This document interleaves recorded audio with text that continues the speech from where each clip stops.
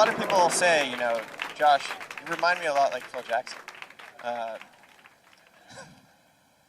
It's probably my ability to play basketball, which I have none. But he actually does, so credit to him. Anyway, so raise your hand if you already have a business in the cannabis industry. Okay, that's awesome. Okay, I need to increase the 50%. So see, we got the feedback loop going.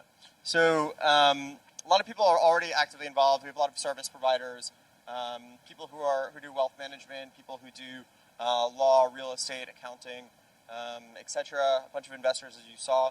But so this is largely the makeup of the demographics of the audience. Send me an email, josh@CannaGather.com, and be like, Josh, hey, like, how can I become a sponsor of CannaGather? I saw all these amazing sponsors, and I'm about to learn more about these amazing sponsors. I want to be amazing, and I can help you.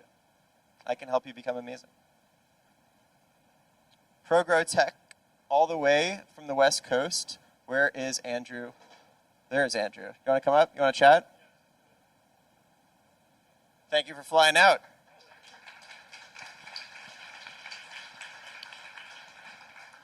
My name's Andrew Myers. I've been here a couple times before. I am the CEO of ProGrow Tech. We are one of the... It's okay. This is the wrong video. It's not going to be a video. Okay. All right, cool. We'll go with the logo. All right, so I am the CEO of ProGrow Tech. This is our fine logo here, not a video. Thank you. We are one of the leading providers of LED horticulture fixtures, both to the cannabis and food production industries. One of the reasons I wanted to get up here and talk to this fine group of folks here tonight is that we are getting ready to go out for a capital raise here over the next couple of months. We've been having a lot of success in the industry. We're looking to raise capital to speed our growth.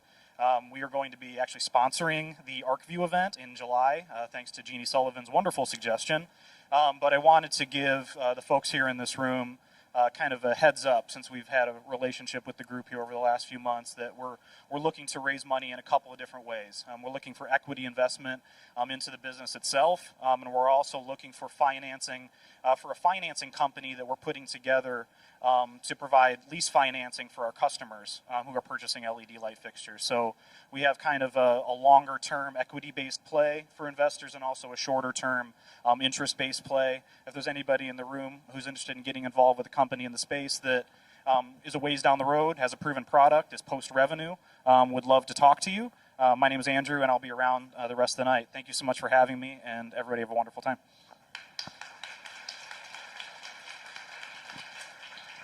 Thanks, man.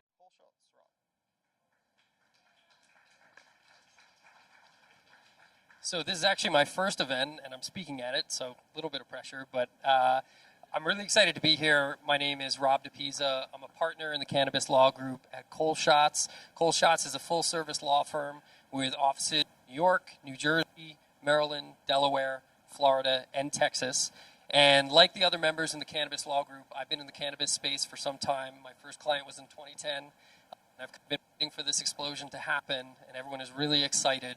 And I think if you talk to all of the members of our Cannabis Law Group, you'll find that they all have a certain passion, and they have a connection with the industry.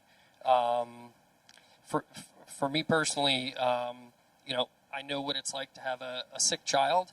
I know what it's like to live in a hospital, and I know what it's like to come out on the other side and get the right treatment and get your life back.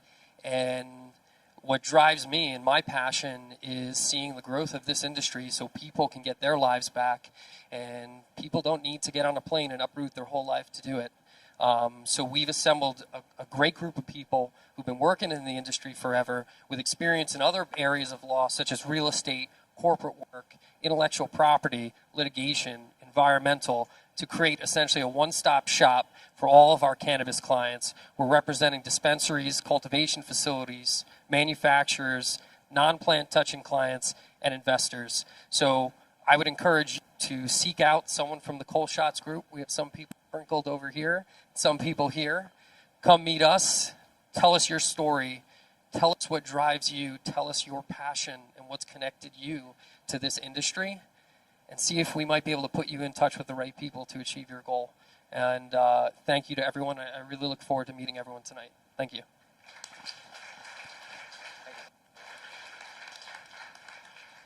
New sponsor, thank you so much for your support. And the Blink group, come on up.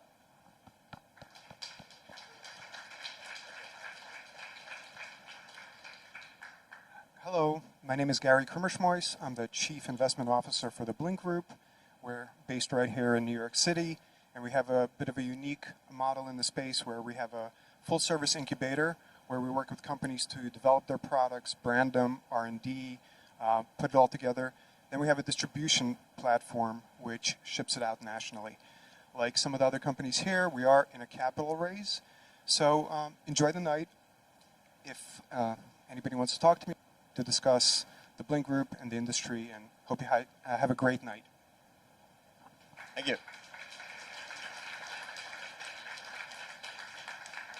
And by the way, that's for not just for investors to speak with Gary, but also if you're an entrepreneur looking for some great guidance. They have a decade plus of experience in the vape industry, maybe almost 2 decades, or no, I don't know. Well, a lot of experience. He's old. So I didn't want to say it. He doesn't look old, but he's very experienced. They're very experienced. So if you're an entrepreneur, make sure to chat with them as well. Liz couldn't make it tonight from Hampton's MediSpa. Do you want it? Okay, cool. So Jackie will do the honors. Okay, so for those of you, thank you. Yes, you should clap for her. She gets people their much needed medicine. All right, so for those of you who have been here before, don't raise your hands. But for those of you who have, how many people here think they qualify for an MMJ card in New York? Get those hands up. Okay, everyone's hand should be up. You don't know if you qualify until you try. So go to hamptonsmedispa.com, fill out the form, make an appointment with Liz. It's super easy. Then you can go right up to MedMen up the street and get your medicine. Thanks so much. Thank you. MedMen or any of the other ROs, we support all, unless Liz supports one in particular, in which case that's fine too. But she actually likes all of them. I don't want to put words in her mouth. That's not the case. Anyway, Craig, as always. Thank you, Craig from your CBD oil. My man Josh, how you doing today? Right? All right, I'm Craig Zaffe of Your CBD Oils and CBD Oils of Long Island. We're the finest purveyors of 100% organic CBD oils from hemp. Our goal is to educate the world about the most beneficial plant on the planet. There are over 25,000 uses to cannabis. We also want to heal the planet with CBDs. CBDs are the elixir of life, and it's also an alternative to medicinal marijuana. We have various delivery systems. We have it for dogs and cats, and we have it for people. So when you get a chance, please visit my website, CBD Oils, become an educated consumer.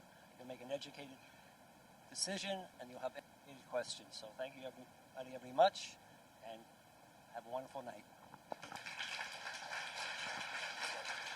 Thank you, Craig. BDS Analytics, everyone in the industry, you know that they're the go-to player for analytics. If you haven't heard of them, then you should definitely look them up. Roy spoke at one of our events in December, and it was amazing. As soon as he started sharing some of his data, all the phones started coming out and people started taking pictures. And it was pretty incredible, and their offering is pretty great in particular. As you can see, you can get access to one of their reports for 20% off. If you go to ArcView's website, arcviewgroup.com/research, and use code CannaGather for 20% off. If you have any questions, feel free to ask me, or I can connect you with the BDS team directly. Tribe Tokes. So Dej is not here, but Kim is. What is Tribe Tokes? Tribe Tokes is a premier luxury vaping lifestyle company. And we are super excited to announce our new vape starter kit, which is beautifully packaged. It is adjustable temperature. Of course, we always have our signature Saber battery. Ooh, that sounds exciting. What's a Saber battery? Go check out the table. It's like a real saber from Star Wars. I hope you've seen it before. Also, we have an eye cream called Cannabis by Kim B. And it's an all-natural eye cream that is infused with our favorite thing, Craig, right? CBD, the elixir of life. So imagine what it does for your eyes.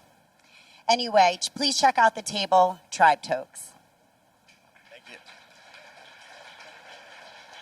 Thank you, Kim and Tribe Tokes. And the ArcView group, we've mentioned them twice already in other people's sponsorship chats. So we got one over here.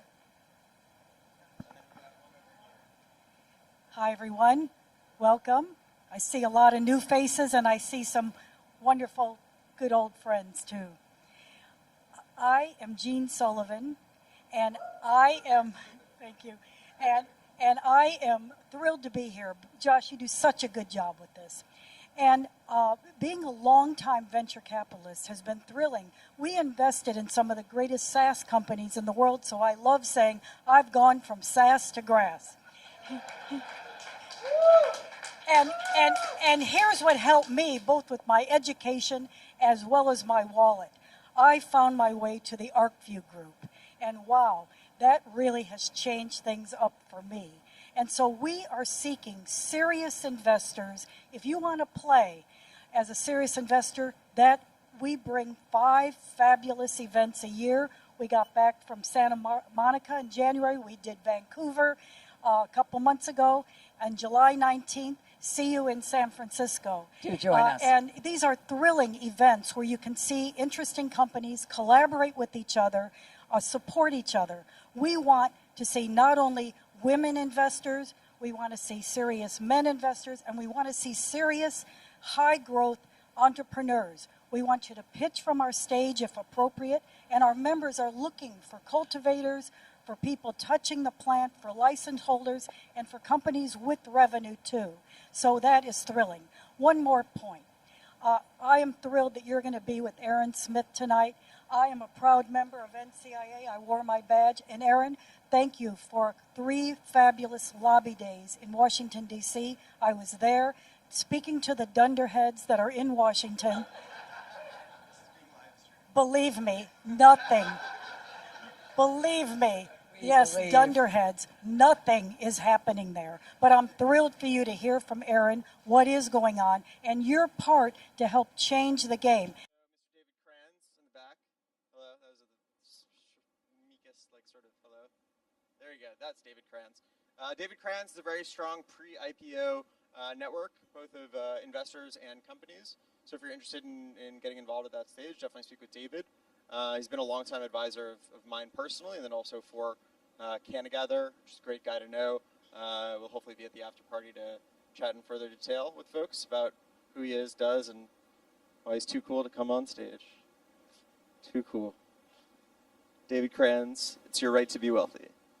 Dang Fung, where's Dan? Dan's coming up. Thank you, sir. See you. Good to see you. Hi, everybody. My name is Daniel Fung, and I started a vape pen business about 2 years ago, and I primarily sell my products not in New York because in Colorado, Washington, Oregon, California, most of these other markets are more developed in their cannabis markets than us. But right now, it looks like Governor Cuomo's going to come around due to the ongoing pressure from the governor of New Jersey going recreational. So we're actually going to get access in New York, and I'm here to talk about my company's products. So one of the products that I have is a flower vaporizer, and the vaporizer produces actually tastes like weed, and at an unusual price point of $100. I'm trying to make it affordable for the masses, and this is something where soon flower should be available in New York. I know it's only an oil market, but when it is available, I think one of the providers is allowed to sell ground-up flowers for vaporizers, which could go in this device. And the other product we have is, I just filed a patent on this device about 10 days ago. And it's where you could vape 2 vape cartridges simultaneously in this battery device. So you can put THC on one side, CBD on the other, 2 different types of CBD if you really want a broad medicinal effect. But really it leaves it up to you to mix and match. So I'm going to actually sell a little case so you can put 6 different cartridges and kind of mix and match like it's a mini bar in your back pocket when you go around. But really, it's up to you. So you're going to give you freedom to actually do whatever you like. We have a 20% off discount code, and we're selling our products on our online store. The code's good for another month, so feel free to browse the shop. And thank you for my time here, and nice meeting you all. Thanks for the discount.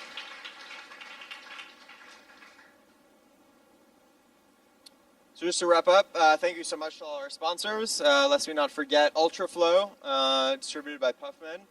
3-Win Corp. Eric, thank you very much. Quad Deuce Nil. Where's the fan man? Steven is over there in the corner. Wearing a Quad Deuce Nil shirt. Yeah, hey, what's up? All your cannabis apparel needs. Is that described properly? Yeah?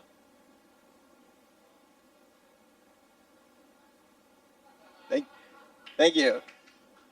I think, did you come to our first event in April 2014? Or like May 2014? Yeah. He's been with us since the beginning, so thank you so much for that.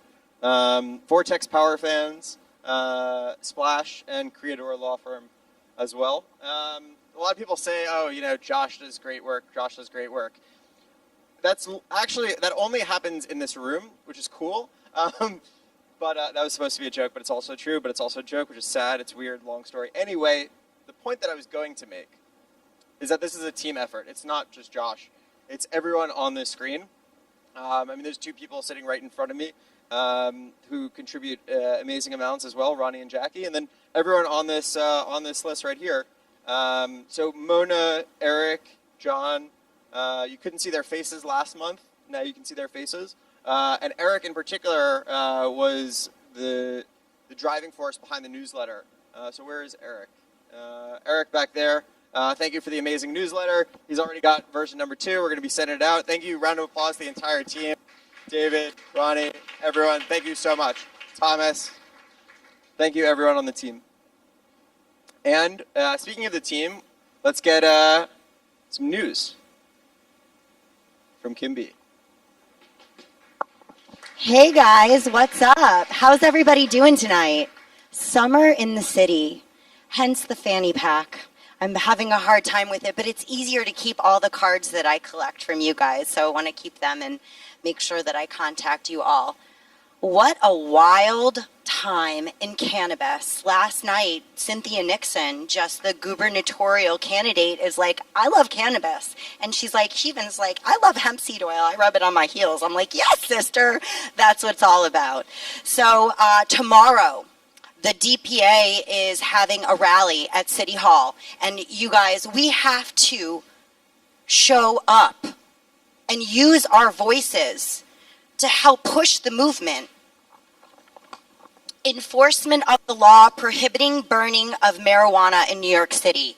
Tomorrow at 12 o'clock, it's imperative that y'all show up and tell people, because we can't expect the laws to be the way that we want to unless we actually use our voice and make the laws the way that they should be. If you want the laws for cannabis, marijuana, whatever you want to call it, to be for corporate America, great, sit back, do nothing, have a great time. If you want to make a fucking difference in people's lives, then you gotta show up and use your voice. I urge you to reach out to your senators, your local officials, the governor, the mayor, anybody you can get an address or an email for. Because if we don't push the movement, then who will? Anyway, so tomorrow, 12 o'clock, you gotta show up down at City Hall. So, I want to shout out Andrew, who helps me write my shit. Andrew, where are you? Andrew! He's eating a cookie. I'm just kidding. Just joking, Andrew. There he is. Anyway, shouts to Andrew because he's fucking funny and I love it. So thank you for writing great content for me to deliver. So, let's get down to it. Good evening, everyone. Gather round. Welcome to the wild world of weed. I'm your plug for news and events. This is Cannabis with Kim B. New York's health department plans to develop regulations to fight opioid addiction, raise funds for its MMJ market. New York joins other states like Illinois in using cannabis to combat opioid addiction. The move is being hailed as the first ever good idea in the war on drugs. Hashtag cannabis saves lives. Now let's dive into some good news, bad news, Cali edition. The good news, industry experts expect all-time low bargain sales between now and the end of June. Sale on weed, I'm going. Bad news. They expect a massive price hike thanks to California's July 1st testing and packaging deadlines. This move is a positive step in regulation, but come on, California. Price hikes? We're trying to be better than Big Pharma here. Hashtag get it together, Golden State. In lighter California news, we turn to Los Angeles. Entrepreneur and musician The Game's Cannabis brand has created a strain to help entice LeBron James to the Lakers this summer. The strain, LA Bron James, could bring the king to LA while giving us a chance to smoke LeBron like the Warriors did in the finals. Hashtag game respects game. Oh, now for something you've never heard before. Crazy news out of Florida. This month, Tamarack, Florida Mayor Harry Dressler banned dispensaries while calling the state's MMJ program a gigantic scam. The mayor then suggested that patients buy black market marijuana off the internet as an alternative. No joke needed here. Florida has it covered. Hashtag say no to meth. Finally, tonight, let's check in with CannaGather's favorite subject, Jeff Sessions. This month, the Attorney General is being credited for pushing bipartisan efforts to essentially end federal pressure over states' cannabis markets.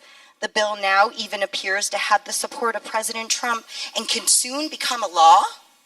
So, for the first and probably only time, let's give a hand for Jeff Sessions. Boo. Hashtag end the war on drugs. Anyway, guys, thank you so much for showing up every time. And remember, if you want to get involved in the cannabis industry, you have to show up. So I urge you to get that 12-pack. Sign yourself up for the month and make a commitment that you know you want to do. Cannabis is a huge emerging market. And if you don't show up, how are you going to know what's going on? Make sure you guys follow me. Who's following me on Instagram? Yes, honey. It's Cannabis with Kim B. Thank you so much.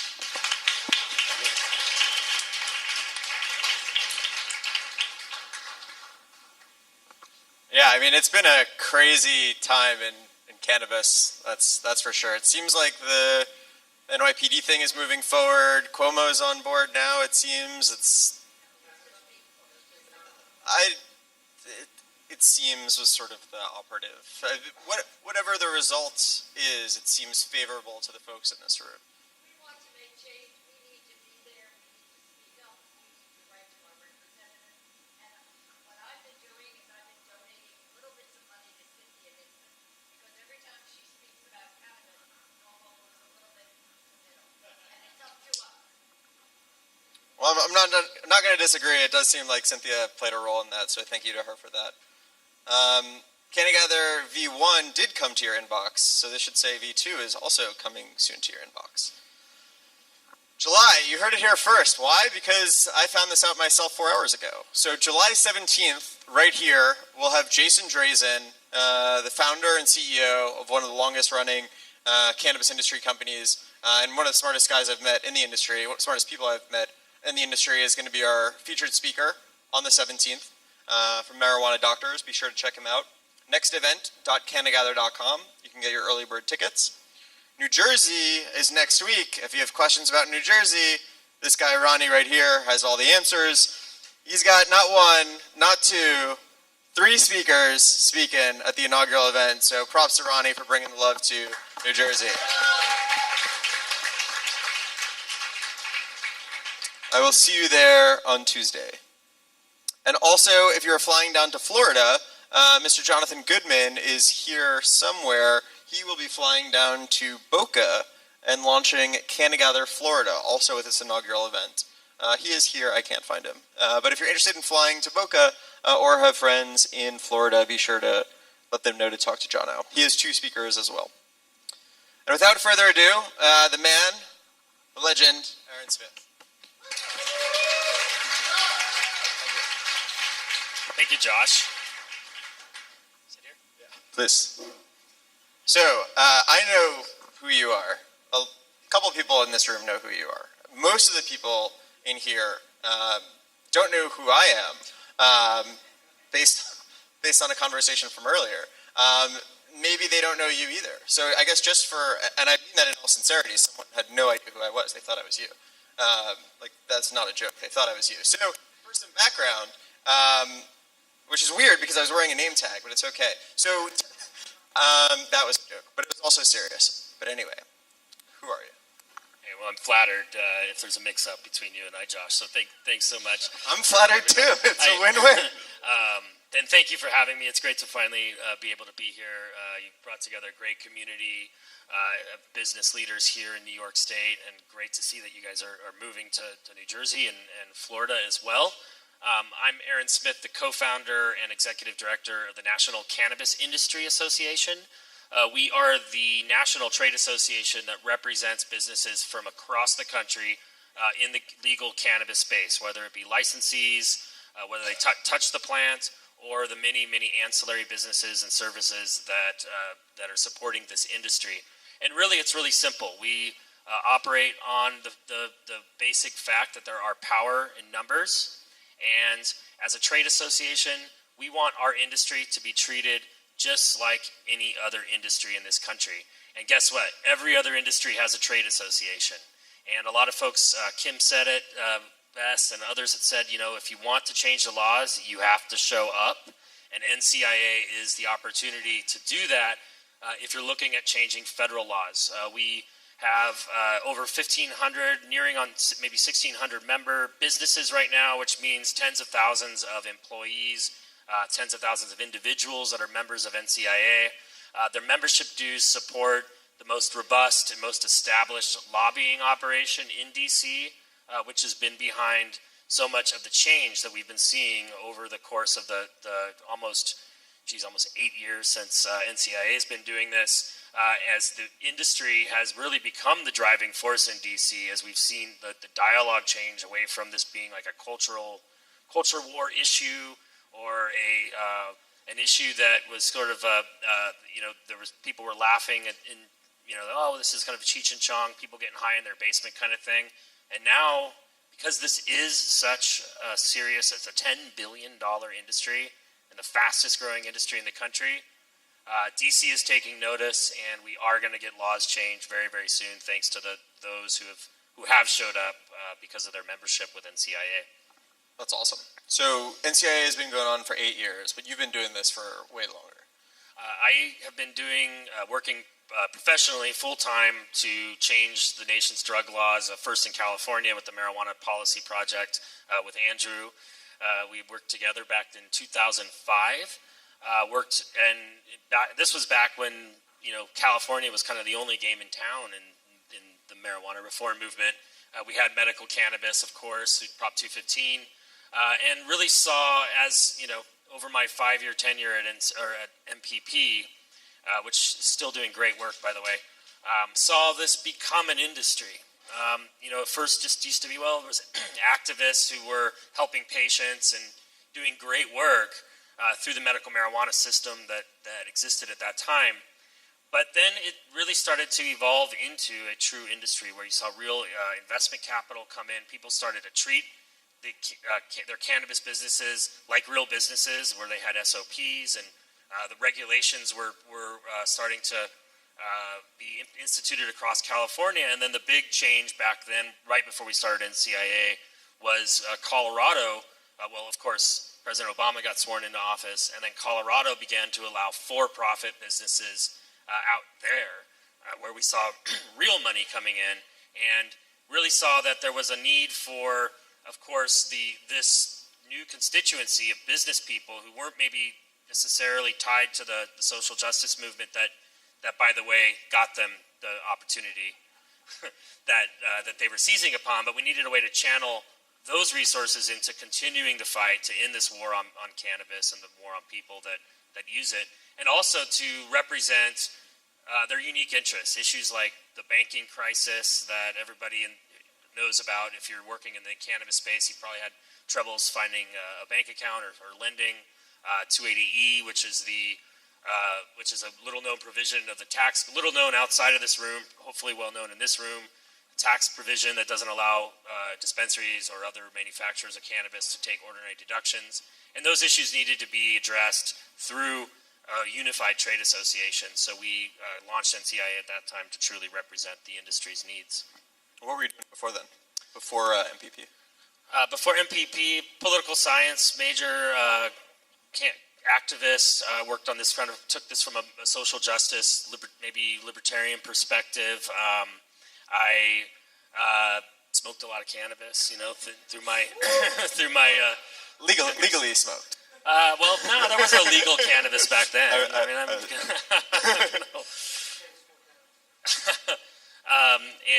but you know, I did come at this from the kind of the activist side of things, and just saw the evolution of the movement to where, you know, it became a real industry. It was just at the nascent phases of becoming a real industry back then. Now it truly is. Of course, you know, we talk about, you know, MedMin here on Madison Avenue, and this is, you know, a $10 billion and growing industry. But the truth of the matter is, this industry is still federally illegal.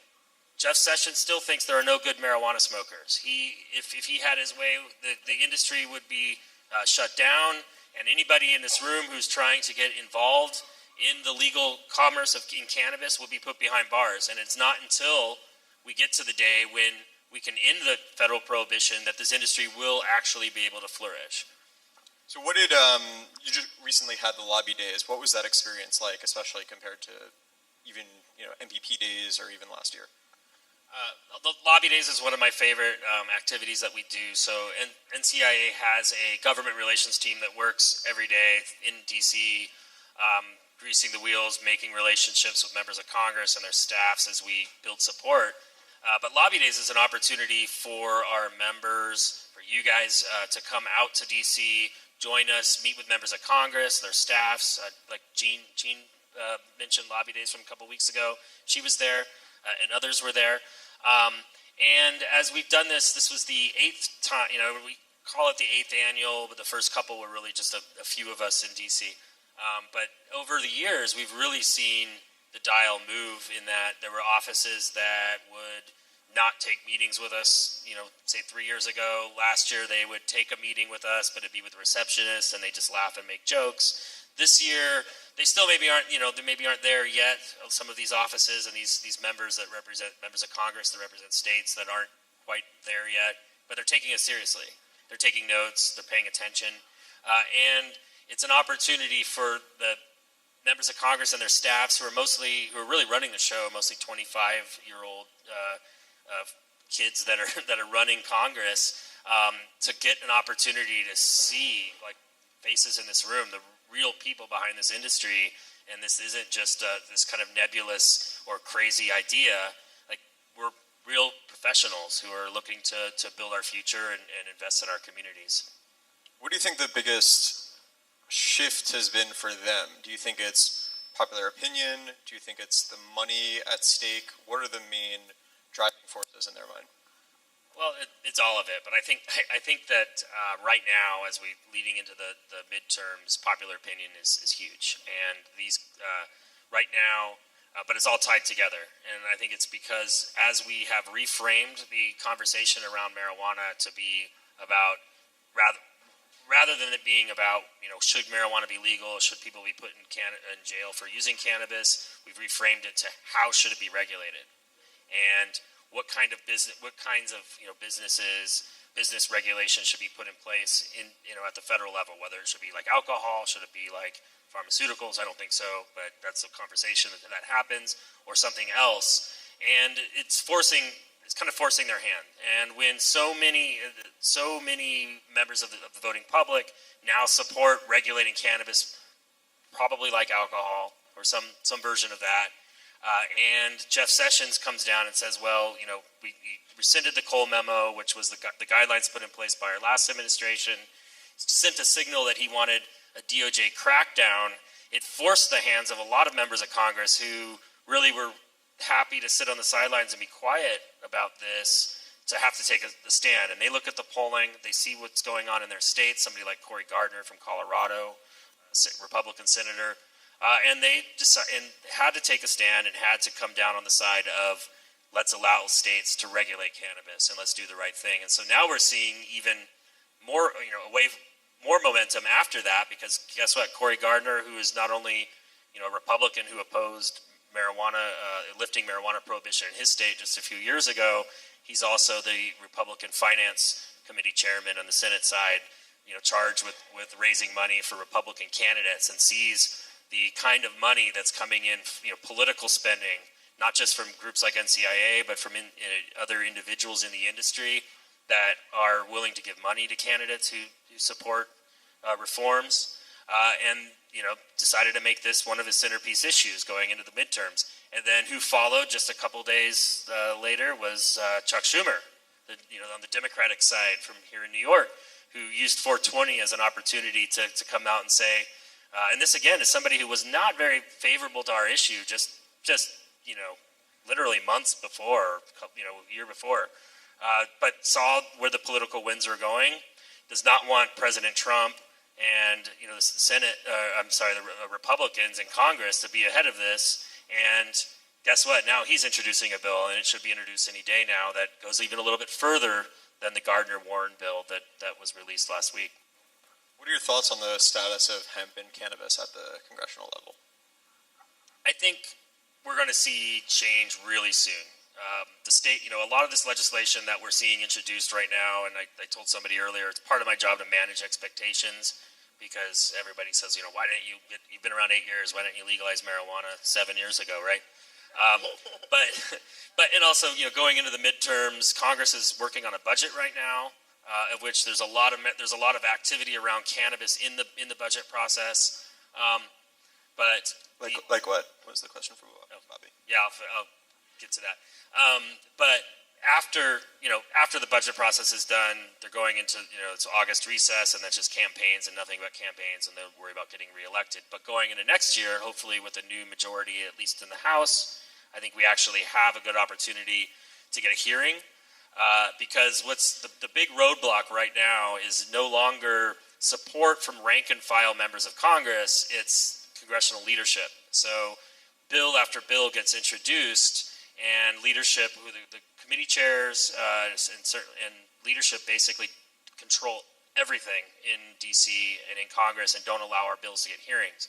Most state houses, a bill gets introduced and at least gets a hearing, and then it's tossed away if it's not popular. In Congress, 99% of the bills that get introduced never see the light of day, never get a hearing. That could change if with new congressional leadership, which and NCI is a nonpartisan organization, but I think that a shift from the Republicans to the Democrats would probably be favorable for our industry. But because of that paradigm, where we don't get the opportunity to get hearings or legislation passed, not just on marijuana issues, almost nothing, hardly any legislation moves through Congress ever anymore. We've been using the budget process, and a lot of groups have been using the budget process to achieve some policy ends, because Congress does have to pass a budget, and they usually do. They don't always, but they usually do. And we use spending mechanisms in the budget to restrict spending. And since 2014, there has been what used to be known as the Rohrabacher-Farr Amendment. It's now the Leahy Amendment that has restricted the Department of Justice from using your tax dollars to go after state legal medical cannabis patients or providers, businesses, as long as they're complying with the state laws. That's been in place since 2014. It's been a fight every single budget session, every year, to keep that in the budget. This year, for the first time, there was no fight to keep it in the budget. It was in the underlying base budget bill that was introduced by the appropriators in both chambers, and the fight actually now switched to members of Congress who are still opponents trying to pull it out of the budget. And there was actually an attempt by and this was just last week, by Senator from Oklahoma, who wanted to say, put a rider in the budget that said, well, this amendment only applies if Jeff Sessions or the president reschedule marijuana. Senator Langford actually had to admit that he didn't have the votes, and he retracted that amendment. Senator Grassley tried to do a similar thing in the Farm Bill, introduce an amendment that would have redefined hemp as basically only industrial hemp. So any hemp with any kind of active cannabinoids would no longer be defined as hemp in the Farm Bill. Again, didn't have the votes, had to pull that back. And so they are on the defensive, but there are still some dinosaurs in Congress that we're up against here. And then what was the bill piece that you were mentioning? The integration of, what was your initial? Oh, well, the appropriation. So these are all appropriations. These are all riders on various appropriations bills, budget bills. Yeah. So this was the Rohrabacher, formerly known Rohrabacher Amendment, is in the base budget. There was an attempt. We made an attempt last week on the House side to get a banking amendment, a rider into the budget. Unfortunately, did not happen. Which essentially similarly would restrict Treasury from using its resources, its spending power to sanction banks and financial institutions that do business with the industry. For a number of political reasons, did not get that through in committee, last week. But we still have a great opportunity coming up on Thursday on the Senate side, which this rider has actually already passed on the Senate side. So we'll be introducing a budget rider, which will do the same thing on the Senate side. If it gets into the Senate bill and not the House bill, I think there's a really good shot that it'll still remain in the budget when they reconcile. And then also there are other opportunities through the budget process to, for example, expand Rohrabacher to the Rohrabacher medical marijuana protections to all adult use businesses. I don't think we're quite there yet because of congressional leadership. But that's the kind of thing that we're working to build support for going forward until we get to the point where we can actually pass legislation like the States Act, like Senator Booker's bill, the Marijuana Justice Act, which is even better. Until we get to that point where we actually get hearings and pass this legislation, we're using the budget process to keep pushing the issue forward. And then what are you seeing in terms of NCIA's membership and the growth of California is surging, and then also beyond California? Like, what are you seeing from your membership?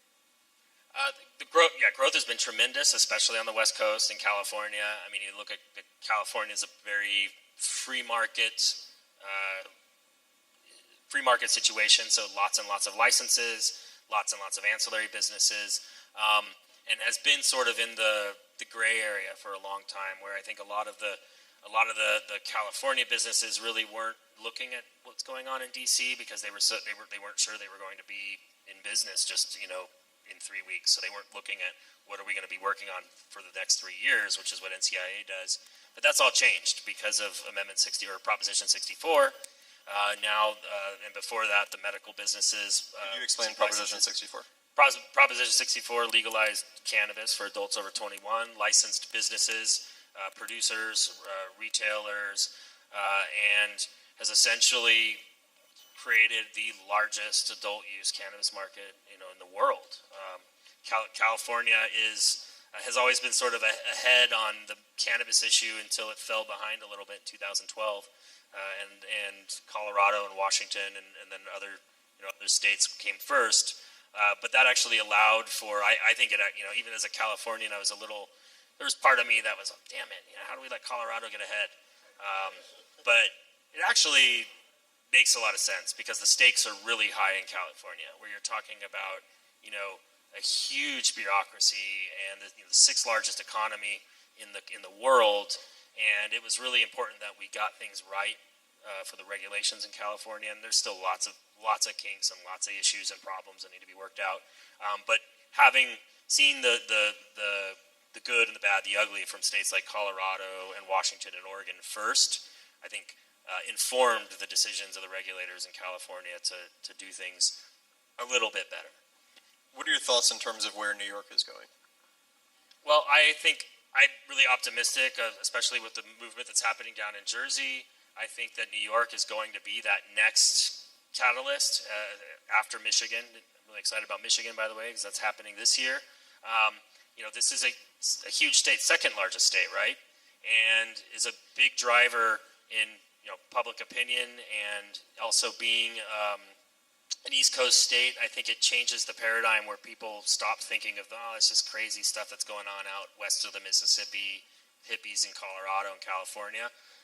And obviously there's big money here and a lot of investment capital, and this will be taken a lot more seriously once New York moves to legalize adult use. I would say that first what needs to happen is that the market, just for the medical market, should open up. And I'm glad to see little incremental steps in that regard, but I hope that ultimately, I hope you guys aren't afraid of more free markets, because there's more opportunity for everybody, including the larger operators, if we have a more robust free market and not the 5 or 10 licenses that in a state this huge, which is just not tenable, and ultimately better for patients and entrepreneurs to have a freer market.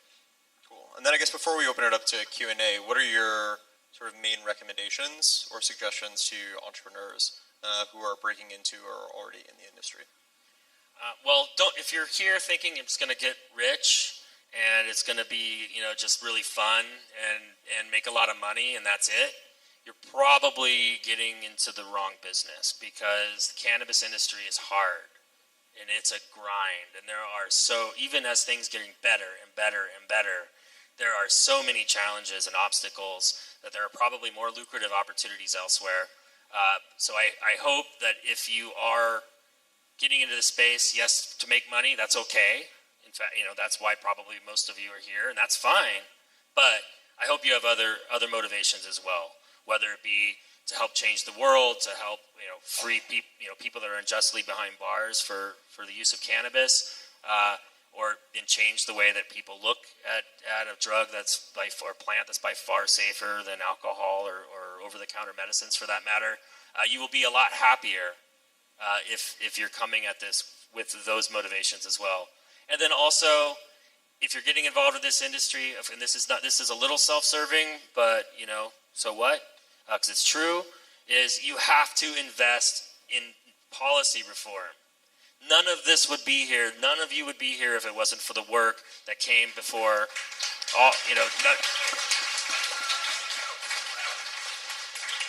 None of us would be here, and we're not done yet. There's still, unfortunately, mostly African Americans and Latino people being put behind bars at rates that are just disproportionate rates. Injustice is happening even in states like Colorado and California that have legalization on the books. These injustices are still happening. There are still states where you go to jail for a joint, and this is still, the fight is still going on. And even if only your interest is, though, even if you don't care about any of that, and your only interest is making money, well, we still have 280E and banking and all of these problems that exist because of federal prohibition. And if you're in this industry sitting on the sidelines hoping that someday those things will be fixed, you're gonna be really disappointed, because laws don't change themselves. They change because people invest money, time, hours, and their energy and passion in getting those laws change. And one way to do that is to become a member of NCIA and participate in our network, as well as CannaGather and all of the great groups that are on the ground out here.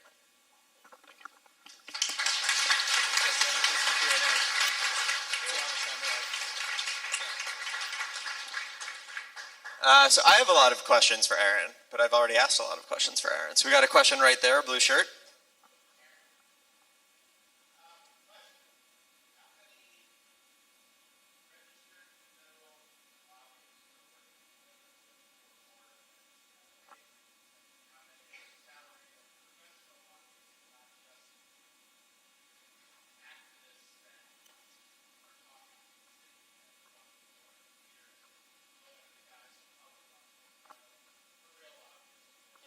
The question was, how many salaried lobbyists are there on the NCIA team? Registered. So we have lobbyists. 3 registered full-time staff lobbyists that are on our payroll. We have a firm, Federal Advocates is the name of the firm, that has a number of partners and lobbyists and former members of Congress and well-connected individuals working for that firm. And then we have another firm which is run by Steve Fox, who's our co-founder, who's also a registered lobbyist. And we don't have activist lobbyists. I guess we are a professional organization, so that really has been our approach, unless you want to call our citizen lobby days that. But yeah. Eric. How much money does NCIA bring in a year, and how much of that is donated to cause? How much revenue does NCIA have, and how much do you use as proceeds for lobbying? So it's about $3.5 million last year. Approximately a third of that goes directly into either direct lobbying work or other public relations work and other work to drive the change of laws. We have another third that goes into member services because we do networking events. We provide data, BDS analytics, which was mentioned. That's something that's free for our members, but because we pay for it, and those sorts of costs. And then of course the other third is standard overhead. But we are a nonprofit, so essentially NCIA, you might think of it as a business that's running conferences and events and as a for-profit business, and we sort of act like it in some ways, except for all of the profits go into changing laws in DC. Yeah. CannaGather was actually going to be a 501c, and I was like, hey Aaron, like, how do I become a 501c? And he was like, well, you can't anymore. So we're not. But we're a 501c in the spirit of NCIA. Thanks to this guy, Doug. So I think earlier this month, Treasury Secretary was talking about how the Treasury Department is looking for guidance on this issue. Another thing I think that's happening is that some of the mainstream banking associations are starting to get interested in this issue. Are they working on this rider you were talking about, and what's next? Question is the adoption of cannabis opportunities in the banking, in the Treasury industry, or Treasury Department. So right now, we have seen some fairly positive comments out of Secretary Mnuchin. The current guidelines that were put in place under the Obama administration are still in place. When the DOJ rescinded the Cole memo, which was the DOJ portion of the Obama era guidelines, they actually didn't even send a memo to Treasury and didn't coordinate with Treasury. They just did it, and Secretary Mnuchin was blindsided. So I think that and he said something along the lines of we don't want to see duffel bags of cash, and neither do we, neither does anybody. As far you asked about mainstream banking associations, there are talks happening quietly behind the scenes with some of those, but for the most part, they definitely want our business, but in the lists of what their federal priorities are, marijuana is not at the top yet. But the community banks and the smaller credit unions, this has become a really bigger issue for them in the states with legal cannabis, and they have been alongside us lobbying in DC finally. So just to unpack the comment that I just made, so I actually legitimately wanted to become a 501c, but you're no longer able to become a 501c. You can't become a nonprofit for something under the Controlled Substances Act as of, January, February, which is like pretty messed up. But that was what I meant. Like, we actually cannot become a nonprofit, and you can't start a nonprofit for anything cannabis related until NCIA changes that. So let's take one more question, and then we'll go to the after party.